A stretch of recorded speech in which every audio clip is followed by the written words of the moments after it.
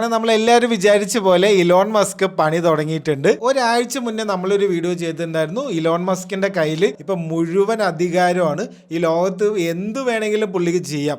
അത്ര പവർഫുൾ ആണ് ഇപ്പൊ ആള്. അതേപോലെ മസ്കിന് ഒരു ചെറിയ പിള്ളേരുടെ സ്വഭാവമാണ്. അതിന്റെ അടുത്തെങ്കിലും ചൊറിഞ്ഞുകൊണ്ടേയിരിക്കണം, അടി ഉണ്ടാക്കിക്കൊണ്ടേയിരിക്കണം. ആദ്യം ബ്രസീലിലെ ഗവൺമെന്റിന്റെ അടുത്തായിരുന്നു, പിന്നെ അമേരിക്കൻ പൊളിറ്റിക്സിൽ ഇറങ്ങിയപ്പോൾ കമല ഹാരിസ് ആയി ശത്രു, ഫുൾ ടൈം അടിയായിരുന്നു. പിന്നെ ഓപ്പൺ എഐന്റെ സാം ഓൾട്ട്മാന്റെ അടുത്തായി അടി. അങ്ങനെ അടി കൂടാൻ ഇങ്ങനെ എപ്പോഴും ആള് കിട്ടിക്കൊണ്ടേയിരിക്കണം. ഇപ്പൊ ഇലക്ഷൻ ഒക്കെ കഴിഞ്ഞല്ലോ, ഒന്ന് ഒതുങ്ങിയിട്ടുണ്ട്. പുതിയ അടി കൂടാൻ ആരും കിട്ടുന്നില്ല. അപ്പൊ പുള്ളി ഒരു പോസ്റ്റ് ഇട്ടതാണ്. ഇതിൽ ഇലോൺ മസ്ക് പറയുന്നത് ഞാൻ ഇങ്ങനെ കേട്ടു, അതായത് ഇലക്ഷന് മുന്നേ ജെഫ് ബെസോസ് ട്രംപ് തോൽക്കുന്ന കുറെ ആൾക്കാരുടെ അടുത്ത് പറഞ്ഞതായിട്ട് ഞാൻ കേട്ടു. അതേപോലെ ടെസ്ലന്റെ സ്റ്റോക്ക് ഒക്കെ ഉണ്ടെങ്കിൽ വിറ്റോ, അതൊക്കെ ഈ ഇലക്ഷൻ കഴിയുമ്പോഴേക്ക് ഇടിയും എന്ന് ആരോ പറയുന്നത് കേട്ടു എന്നൊക്കെ. നമ്മൾ പണ്ട് സ്കൂളിലൊക്കെ പഠിക്കുമ്പോൾ അടി ഉണ്ടാക്കില്ലേ, സെയിം ഒരു സംഭവമാണ് പുള്ളി ഇവിടെ ഓപ്പൺ ആയിട്ട് എല്ലാവരും ചെയ്യുന്നത്. ജെഫ് ബെസോസ് അപ്പൊ തന്നെ വന്നിട്ട് പറഞ്ഞു ഇത് 100% ഫേക്ക് ആണ്, ഇങ്ങനെ ഒരു സംഭവം ഞാൻ ചെയ്തിട്ടില്ല എന്ന് പറഞ്ഞു. ഇതിൽ കോമഡി എന്താ വെച്ച് കഴിഞ്ഞാൽ വാഷിംഗ്ടൺ പോസ്റ്റ് എന്ന് പറയുന്നത് ജെഫ് ബെസോസിന്റെ ന്യൂസ് പേപ്പർ ആണ്. ഈ ഇലക്ഷൻ നടക്കുന്ന സമയത്ത് വാഷിംഗ്ടൺ പോസ്റ്റ്